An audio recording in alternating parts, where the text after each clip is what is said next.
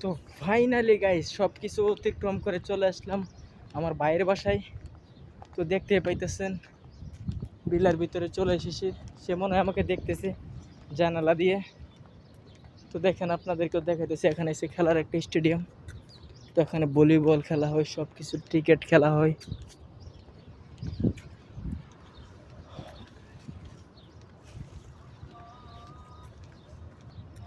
এই তো ধরতে গেলে একটা খেলার মাঠ।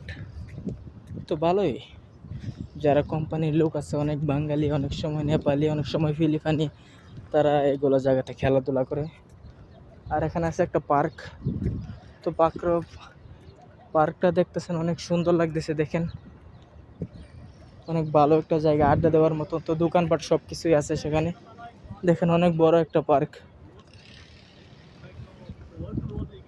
তো দেখতেই পাইতেছেন আপনারা